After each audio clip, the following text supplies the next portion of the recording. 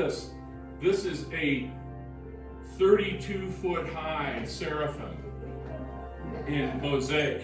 Its face. Let's get a little closer to this. It's spectacular. We can see the size of this when they were doing some repair. This is one of the major archaeologists in Istanbul. But look at the size of the face here. It's gigantic. 6 wings, 2 to cover the face, 2 to cover the body, and 2 to cover the feet, these seraphims. And they're all in the original Byzantine mosaic. This is different than a lot of mosaic that we might know about. All the mosaic here is not colored glass. It's all semi-precious stone. And then all the gold is actually white marble that's been flecked with 24 karat. So literally, they refigured at $5,000 an ounce. There's $270 million worth of gold on the dome of Santa Sofia, if you can imagine. Some of these mosaics are some of the greatest mosaics that were ever executed in the Byzantine world, of the Christ up in the upper gallery here, blessing. Let's get a little closer to his face. Look at the technique of the pinks and the creams. These were masters of mosaic. All of the panels here, porphyry, olivine marbles from all over the empire, porphyry, the sort of purplish columns. Porphyry is the stone of the emperors, okay? And we can sort of see it here at Santa Sofia. And the great, it has nothing to do with Islam, that's the great baptismal font. Doesn't quite date from the beginning of the church. This baptismal font in travertine dates from, and you can see the size of it, dates from about the 8th century AD. And now we're on the upper gallery. And of course, at this time, women are not allowed to worship on the main floor of the sanctuary. They have to be up in the gallery. And this is still the case in Islam, certain parts of Sunni and the Shia. And guess what? Also in Christianity, there are traditions where men sit on one side of the sanctuary and women sit on the other. I see a face saying that's no good. It may be no good, but it's true. Let's look at the column capitals here. We've never seen them like this before. They are based on a Greco-Roman prototype. But now something's happened different in the Byzantine world. I want to jump real close by, but not too far away, to Ravenna, because he also built San Vitale, this great emperor, Justinian. And if we go inside San Vitale, we will see more Byzantine mosaics. The reason I'm taking us in there is to show you the mosaics that have him with Maxentius, his bishop, and Theodora with her retinue on the walls above where the Holy of Holies is at Ravenna. And of course, these are columns, pure Byzantine in style with that netting, but gorgeous. And of course, this is all reconstruction, but that royal Tyrrhenian purple from the time of way entire Tyre. This purple was made out of crushed shells of snails from the ocean and was considered the most valuable cloth ever. And the double eagle symbols, guess who co-opts this? Both the Holy Roman Emperor of Austria and the Tsars of Russia. So we see this double eagle. Let's hope we don't see it in Washington, D.C. anytime soon. So again, the greatest monument of Christianity for over 1,000 years. Why is it so important? Because 1,000 years later, the Michelangelo of the Muslim or Ottoman world, his name is Koka Sinan, designs the Suleymaniye and designs the Blue Mosque, the Mosque of Ahmet I. And if we look at those great Dominical mosques, they are derivative completely of the ancient Santa Sofia at that point. We're looking up at Santa Sofia again. Here we're looking at the Suleymaniye from 1630 and the Blue Mosque from about 1650. Great Ottoman Muslim monuments that could not exist without that monument of the Byzantine world from 1,000 years before. This is all a Psalter cover that's carved in precious ivory with the Emperor Justinian on a rearing horse, which is, I think, spectacular. And again, this is the extent of the Byzantine Empire at the time that he was emperor. It's huge. So, out of Christianity grows Islam. One of the earliest of all of the Islamic dynasties is the Umayyad dynasty, which comes from Damascus. It travels west across the Mediterranean. It conquers Iberia, at least most of southern Iberia or Spain, and its greatest mosque, which in Arabic is masjid, but here in Spain it is called mezquita. And this is the great mezquita in Cordoba. Cordoba being here, all of this represents something loosely that's called Andalusia in southern Spain. This is the greatest masjid of its time, designed by and built by Rahman I. And there's a son, a grandson, and a great-grandson that are part of that reign. This is the Guadalquivir River. We're looking over at this great masjid, but you're going, no, wait a second, that looks like a Christian church in the middle of the mosque. It's because there's a Christian cathedral in the middle of the mosque. Okay?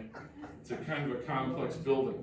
So this is the guy that comes from Damascus as a great Umayyad conqueror and comes to that part of Spain.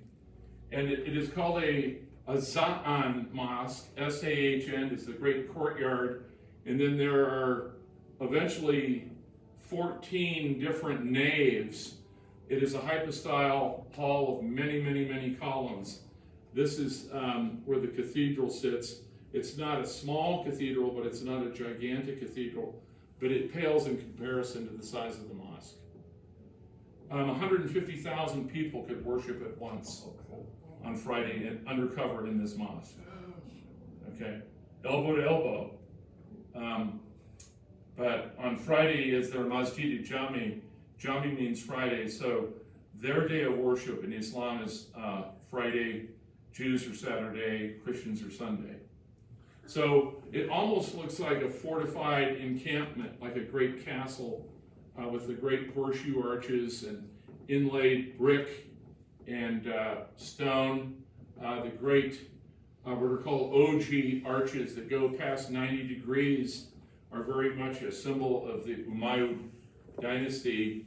It comes from a tradition in Samarra in Iraq, and they conquered in North Africa all the way to Kairouan in Tunisia, and then they come across at Gibraltar, and they eventually build this. Its bell tower used to look like this, where the muezzin would call the faithful to prayer.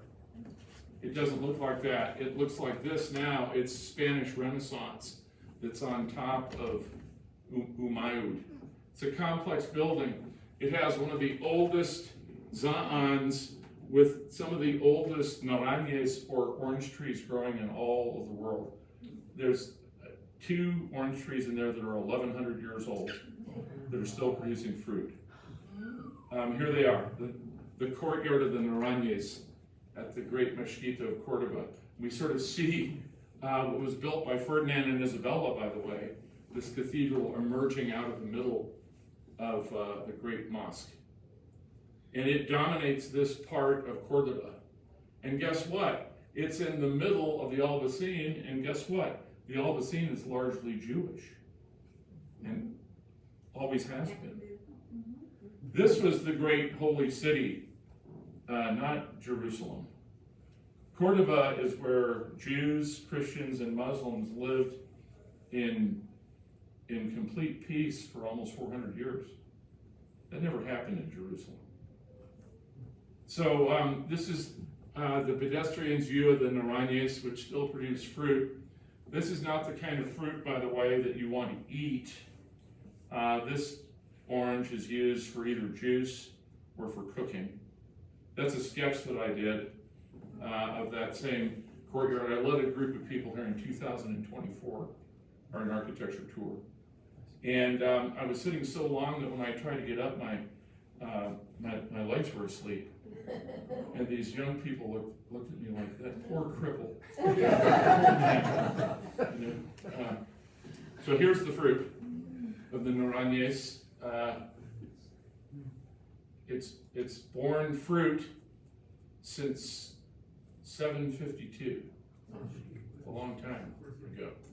And here's the first stage, second and third, and then El Mansour added this, and then Ferdinand and Isabella conquered in the Reconquista that part of Spain and turned the middle part of this masjid into a cathedral. It was built, however, by the Umayyad dynasty out of Roman columns and Roman column capitals, and some Ostrogoths. They were in a big hurry here. Again, the major part of the mosque was built within about a 45-year period. And it's hundreds and hundreds of columns in bichrome, double-colored sandstone and red brick ogee arches. And we can see the great Mosque of Kairouan, where that inspiration comes from in North Africa here. It is a sea of delight. If you're with somebody and you tell them to get out of my face, go get lost, that can happen here. Gee, I wish we had one. I know a lot of you have heard of a great graphic artist from Scandinavia named M.C. Escher. This is a sketch that he did inside the Meshkita when he was traveling in Europe. And so we get to the holiest of holies, the part of the mosque or the Meshkita where the Qibla wall is. And in the Qibla wall, there's always a great sacred niche, which is right here. And there's a dome that announces it in front of it. Look at this dome, this great scalloped dome.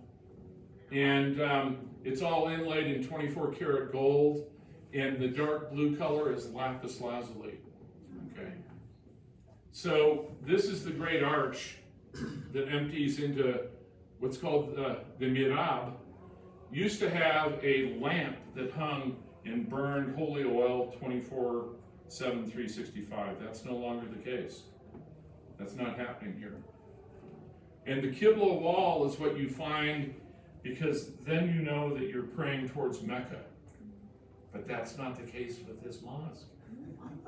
Because Rahman brought the direction of the mosque from Damascus, which was essentially pointing south, and he reproduced it in Spain, essentially pointing south. It should be like iron filings to the great center of Islam, pointing slightly south, but mostly east. It's not the case here. Most mosques, the Qibla wall will point towards Mecca. And praying 5 times a day, essentially, but everybody who still prays here in this mosque, which is allowed even though it's a cathedral, by the Sunni population in Cordoba, are praying not quite in the direction of Mecca. This is incredible inlay of lapis, 24 karat gold, carnelian. All of this text up here, the semi-Kufic, is there is no God but God, and Muhammad is his prophet. Over and over and over again, hundreds of times inside this building. Think about 150,000 people worshiping here. Maybe spilling over a little bit into the courtyard of the Za'an. It's immense. If you get a chance, you got to go see this. How many people have had the fortune of being here? Several. Well, I want to see more hands. So in the middle of it is this great cathedral. Again, this is a Muslim Umayyad building built out of Roman and Ostrogothic parts with a great Roman Spanish cathedral in the middle of it. It's a complex building, and we're entering into that transitional zone. Here's the choir inside that cathedral with its great elliptical, not round dome, and it's a tour de force. And we see the OG arches of Islam. They're right on the edge of this great Christian space, which is spectacular. But you have to trust me, you have to walk through a sea of Muslim Umayyad columns to get to this cathedral. It's the damnedest thing you've ever seen. And these wonderful perspectives in here. The light changes throughout the day. And it's still this great mezquita, the great Friday mosque of Cordoba, dominates the old town. And you're going, well, there's this beautiful, beautiful stained glass there. There is, but it's not Muslim, it's Christian. Added much later. This is the experience one would have in this great hypostyle mezquita mosque of hundreds and hundreds of columns. And there it is at night on the Guadalquivir. This bridge is both Roman and Islamic. But look at this, is this spectacular? Now, the third building I want to talk about briefly is called the Daibutsu Den. And architects don't like hearing this. This is merely the wooden cover for something that's precious that's inside. Architects don't, what do you mean? The whole universe is about architecture. Not here. This is the largest wooden building under one roof on the planet Earth. Designed in 750. It was burned a couple of times, but it's the exact rendition. So I'm going to talk about the 8th century, because you're basically looking at the 8th century in terms of form. It is the Daibutsu Den of the Temple of Todaiji in a place called, it's way, way south, really what's called Nara. Okay, Nara and Kyoto are the great temple precincts of Buddhism in Japan, not Tokyo. Okay, so we're closer to Osaka here. So this is where we are. Kyoto and Nara are right here. Tokyo's up here on the large island of Honshu. This is an enormous building built in the 8th century, middle of the 8th century. Look at people are just like specks at the entrance to this building. It is immense. To give you an idea, the great overhangs here are 35 feet. These overhangs on these bracketed, held up ropes are in greater length than this room is in length, substantially. And it no longer has these great pagodas as it did, but we're looking down on what are the remnants of Todaiji as a temple. And it is built in such a way to house a seated figure called the Daibutsu, which is the great Vairochana, or the great Buddha of light. Okay, this is not Gautama Buddha. Okay, that's the historic Buddha. There have been hundreds of Buddhas, both male and female. This is the great cosmic Buddha of light. In fact, this one has been compared to the Godhead that we pray to a little bit. Although in Buddhism, still at this point, you don't pray to the Vairochana, you pray with the Vairochana. Big distinction. We pray to Christ and God. Buddhists pray with the historic Buddha or the Vairochana or the Sakyamuni. And there's great gateways into this temple complex that you go through that seem like temples in and of themselves. And these are the guardian figures carved in wood that protect against evil spirits. It's interesting, at this temple, You, well, that's not these figures singing. The closer and closer you get to the Holy of Holies here, the less and less in the way of weaponry these warrior priests are carrying. So this is at the gate, and they're still carrying staffs and maces. But eventually the really dangerous ones don't have any weaponry at all. Sorry about that.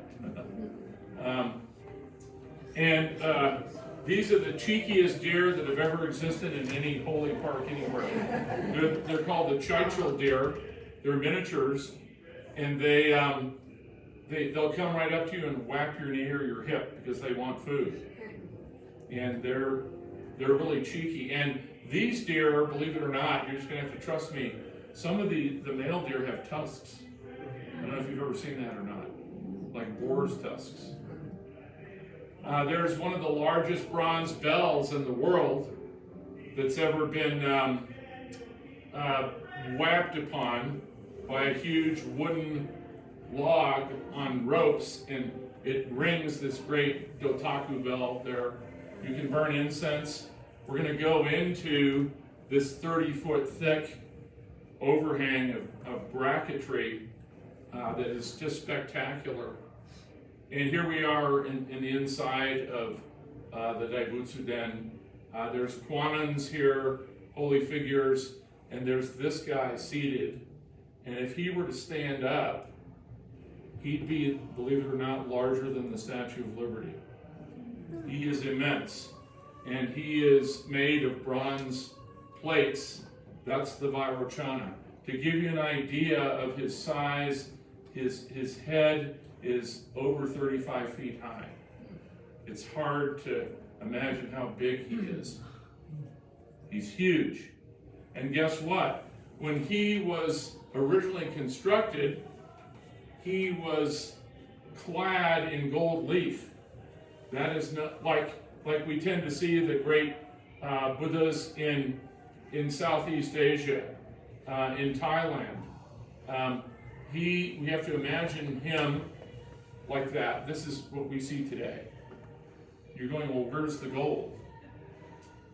Well, believe it or not, the gold leaf was scraped off by a shogun in the 15th century and put into his treasury. Man has been obsessed with gold for a long time, and at $5,000 an ounce right now, close, 4,600, people are paying attention to it. You know the little store over here where you can buy and sell gold, Hollenbeck's? There's always a line outside there now. People are buying and selling the silver and the gold. This is the most famous Buddha in Japan in terms of tourism. This is the Kamakura Buddha from the 14th century. You can actually take a tour and go inside the body of this. Where is that? In Kamakura, in Japan.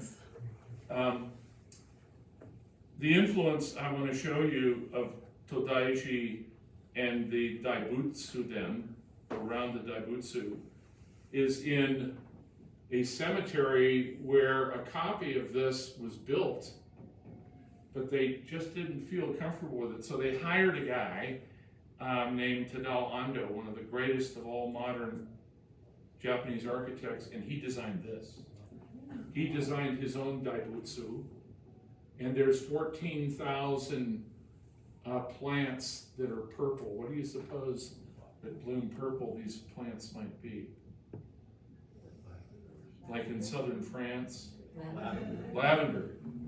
So there's 14,000 lavender plants in rows that lead up. He's a pretty good-sized Buddha, but you have to go around here to see him. There they are blooming.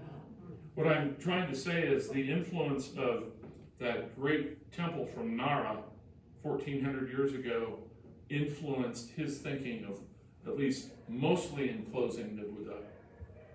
And we see him today. And of course, this is immense because there's his head, but this construction, which is by and large not mostly architecture, but it's mostly landscape architecture. If that makes sense. What do you think about this? When was that built? The new one is built about 15 years ago, pretty recent. So there's the great Todaiji. Don't miss the scale of it. It's immense. But the building is merely a wooden tent for that great bronze-seated Buddha. What's the primary wood they used? Hinoki cypress is mostly what it was built out of. Finally, I want to spend just a little bit of time with this building, this sculpture. The first three buildings I showed you, sacred spaces, are additive. They are brick or stone that is piled on top of itself. The word architect in Greek means worker of stone. Okay. But this is not additive. This is subtractive. So you have to get your head on a little different way, because this temple, the great Kailasanatha, carved in the Central Ghats, it's hewn out of the living rock, the side of the hill. It is one single piece of continuous stone, removed. This was not built from the ground up. This was hewn or carved from the top down. It is 320 feet long, 120 feet wide, and 100 feet tall. Rashtrakuta dynasty, the Great Ellora Caves, there are 34 of these caves. Cave 17 is really not a cave at all. It is humans metaphorically doing to stone what termites do to wood. Now think about that. If there's any craps here, there had to be hundreds. They worked it out, okay? This was done in 90 years without steel, without laser theodolites, without trucks to remove the detritus and the stone. So what they did at Kailasanatha, which is a temple dedicated to one of the great Trimurti of Hinduism, we are created by Brahma, we are preserved by Vishnu, and we are destroyed and recycled by Shiva. It's a circular form of time. We are in the time of Shiva right now, which is a destructive time in terms of the Hindu calendar, but relax. This last phase is 240,000 years long. Okay. So this is the Great Sikra Tower here is over 110 feet high. But this is not built. Everything here is carved out of one piece of stone. And they started with the Great Gopura Gate too. But if we look at it, it was carved as a gigantic U-shaped slot. And they went down, and then they freed up space. And there are other temples underneath these stones, here and here, from the great Kailasa, the great temple of Shiva. And it's on two major levels. You can walk around, it's set on a plinth, but above the great Victory Gopura entrance gate is a temple that's dedicated to Shiva's vehicle for travel, and he is Nandi, the Brahma bull. So this is a temple or a Rath that's dedicated to him. We come into the great Mahamandapa, the great dance pavilion, and then there's one great Sikra tower here, but there are 1, 2, 3, 4, 5 Rathas, 2 major and 3 minor temples, small temples that surround the major temple. This is a British Raj rendering print from the 19th century. Cosmically, it's all about this place, which is called Mount Meru, or Mount Kailasa, which is not allowed to be climbed in the Himalayas. It's 23,000 feet high. It's not as high as Everest, but it's pretty high. It is forbidden to climb it, and has been. It was climbed in the 1920s, but then they stopped it, okay? Both Hindu and Buddhist priests patrol for all sorts of ardent mountaineers that are trying to break the rules here. It is a symbol of this guy, Shiva, And the great Trimurti from Elephanta, this is a 12-foot high, carved out of living rock inside its own cave, man-made temple off the coast of Mumbai or Bombay. And it's all about him in his yogic, benevolent phase, not in his destructive phase. And that's what the temple is. Look at the scale of this, though, ladies and gentlemen. Look at people wandering around here. It is the 8th architectural wonder of the world. You're going, well, it's not architecture, it's sculpture. Nah, it's architecture. It's just one big piece of stone. It has sacred paths, it has sacred axes, it has rooms within rooms, it has a sub-basement. The great plinth with all the elephants, the Indian elephants that holds it up, those are all life-size carvings of elephants. And we can see that, okay? There's one lion here that's having a little bit of a tussle with this elephant. Do we see him here? And we're looking up at the great Sikara Tower.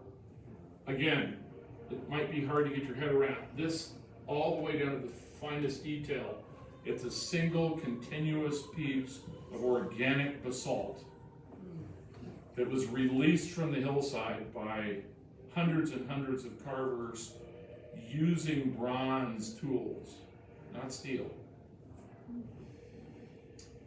This tradition exists at a place called Mamallapuram, on the west coast, on the east coast of India. That used to be a granite boulder that's carved into the Dharmaraja temple. It's 200 years before this. Obviously, this technology of subtractive architecture, we see somebody here for scale near one of these rathas. There's the great ratha, and we see people for scale here. And what this is exceedingly complex mathematically, because what we need to think about here, this is a built temple, stone by stone by stone, Sikara Tower at Khajuraho, that's 190 feet high.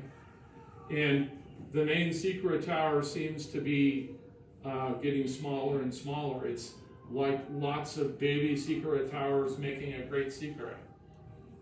But again, this is additive, this is subtractive. But what it's about is mathematically something that we call a fractal. This is what's called a Koch, C-O-C-H curve.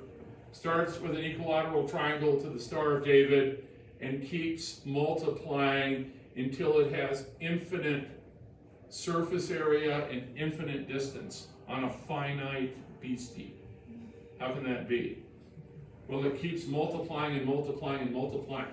That's exactly what's happening philosophically and religiously. The Sikara, we find it smaller and smaller and smaller. It is a living Koch curve of fractal geometry 1400 years ago in Hinduism, long before Bernard Mandelbrot came up with that in France, okay? But these are a bunch of dumb people that wear diapers, right? Right? No. Okay. So here's the Nandi shrine on the second floor. There's Nandi with the bump, the Brahma bull. But again, this is all one single piece of stone, ladies and gentlemen. With rooms, with sculptural cycles inside of rooms, and shrines inside of shrines, as it were. Multiplication, tantric multiplication of parts. And the great prana, or life breath. I mean, this is some of the greatest Hindu art that's ever existed. But it's all carved from one living piece of stone. So we're in the great Mahamandapa. So these pillars are important not only in terms of the worship, they're pragmatic because they're holding up the stone ceiling. Okay? Imagine doing this and getting it right and not having it collapse. And so we go back to that sacred axis from Nandi all the way back to the Shivling. This is the Garbhagriha, or womb house. And in there is a sacred symbol of masculinity and a sacred symbol of the feminine, which is called the lingam and the yoni. And that's at the very center of the Z-axis on the Sikra tower in this temple. So we took the Z-axis and went right down through it. We'd come into the Garbhagriha, the womb house, and this is what we find. And there's Shiva with his consort Parvati. What is he doing? He's sitting on this multi-headed god with multi-headed arms. This is Ravana. This is the Hindu explanation for an earthquake. Okay? So the Himalayas are pretty active seismically, but Shiva, in the snap of his fingers, can either start or stop earthquakes. And he's shown with multiple tantric arms dancing. Here he's in his fearsome mode, the Nataraja mode, where he is in his destructive mode. Here he's in a pliant mode. And again, we look at this, it's hard to believe this temple and this temple couldn't exist until the U was carved down low enough so that it could carve sideways to make more temples. Okay? So you think that, Indiana Jones was inventing something in the Temple of Doom. They were just visited here. Okay? So here's the great three-level chrysanthemum or lotus pattern that's on the roof of the great dance pavilion. And these are larger, ladies and gentlemen, than real lions. So in scale, these are about 10 feet high, these four great lions. And again, this is all based on a much earlier construction from Mahabalipuram. This is all carved in stone, the great granite boulders. Here it's basalt. But buildings were actually built of thatch roofs like we are sort of familiar with in England, okay? But none of that's gone. The wooden thatch is all gone. So this is what we have in terms of these roof styles of architecture that's all locked in stone. And again, multiple arms means multiple avatars or meanings or powers. This figure at Kailasanatha is about 15 feet high. He represents the Nataraja. This is a bronze from about 950 to 1000 AD. This bronze you may have seen because it's in the Oriental wing of the Denver Art Museum. It is a Nataraja bronze, Chola dynasty, where Shiva spins so fast that his hair is coming away from his head. He has four arms which carry sacred flame. Ganga, the river goddess, is there with him. And he stands on, guess what? Malukya, the malignant dwarf. Well, guess who the malignant dwarf is? Everybody in this room, and even the guy talking. We're the idiot malignant dwarfs that just don't get it. So Shiva says, okay, I'll come and spin at 50,000 revolutions per second and send a hydrogen bomb out there and burn everything to a crisp so we can start again. Because you people have screwed it up. Okay? You want to talk about fire and brimstone. The Hindus are nothing compared to conservative Christianity. So look at this guy. I would dare, if you were there, to probably hold that pose for 90 seconds. I think it's a great shot, though. It gives you an idea of the scale, of the immensity of the sculpture. And the great epic poems of Hinduism are on this temple, the Mahabharata and the Ramayana. There's over 20,000 figures carved at Kailasanatha, if you can believe it. And the great victory pillars that are there, there's two of them here. But again, you really have your act together as an architect and a designer, looking at this sloping basaltic site and how are we going to carve it down and sequence that where you really don't need any scaffolding to do this. But you have to have a different thinking about architecture from the top down instead of from the bottom up. Now, is this remarkable, or am I missing something? So there's the entrance to it, and here we are walking around it. There's the great Sikra looking down at it. And people for scale, non-OSHA approved walkways up here. I mean, they're losing people like on the cliffs of Zion every year here, because it's people forget where they are and they do that 130-foot kersplat, unfortunately. But again, very complex mathematically, cosmologically, the plan. Isn't this beautiful? Look, we are here in the Ghat Central Hills at Elora, one of 34 caves, and the most important is cave number 17, the great Kailasa temple. That is a metaphor for that mountain right there in the Himalayas. And it's also a metaphor for the Trimurti. Sometimes we're talking about creation, preservation, and destruction. This Trimurti here is Shiva in 3 of his guises. And that temple is dedicated to his benevolent yogic guise. But part of it is also dedicated to the destructive guise of the end of the universe, like we see with the Nataraja bronze. And again, people for scale here on the lower level and the upper majestic monolithic level, all one single piece of carved stone from 1,400 years ago. Yes? Aren't there some Christian sites, I think they're in Ethiopia, that are? Sure, yeah, Lalibela has 20 of these. Also the great 4 figures of Ramesses II at Abu Simbel. This kind of carving, subtractive, also with the great burial sites of the Persian kings at Nassaram, okay? But that stuff is in 2nd and 3rd grade compared to the postdoctoral stuff we're looking at here. Okay. So, And there, isn't it beautiful, this mountain? But this is Kailasa or Mount Meru, M-E-R-U, and it is sacred to most sects of Buddhism and most sects of Hinduism and Jainism. Okay, so I mean, so that was, I haven't done too bad here. Here's Santa Sophia before Santa Sophia means divine wisdom, by the way. Sophie means wisdom. It's a great, lovely name. That was my maternal grandmother's name.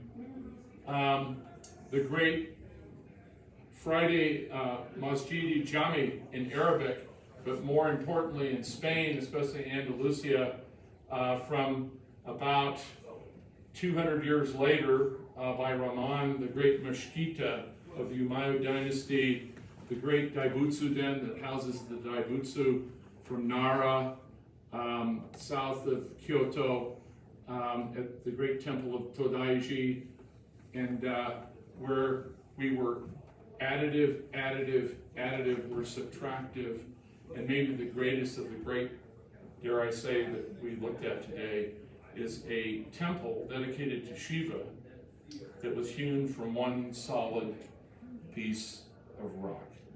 Okay, and that, yes? yeah, so years to build on each of those, how many? Yeah. Approximately. 5 to 7 years. Really? 5 to 7? 35, yeah, 532 to 537 Wow. AD. The first phase of this was built in about 14 years, but it was added on to over a period of a couple hundred years. The great Daibutsu Den that housed the Daibutsu, they of course put the great sculpture in place and then built the building around it. Okay. Probably about 14 to 15 years. And then this took a little longer. This took about 90 to 120 years, we think. So does it get more intricate as you go down because they figure out, they can carve finer? So yeah. what they realized here, great question, scale question, is what Michelangelo realized with the Sistine Chapel ceiling. Because when he starts to paint it, the figures are hard for you and I to see from 90 feet below. So he learns, okay? And the figures get bigger as more and more of that blown fresco happens in that great work of art. Figures here from where we are as a pedestrian level, Charles, do change in terms of scale so that we can read what's going on 45 or 50 feet overhead. So they learned as well, okay? I hope we're all still learning like they learned, right? So that's it, folks. I know there's a couple other questions.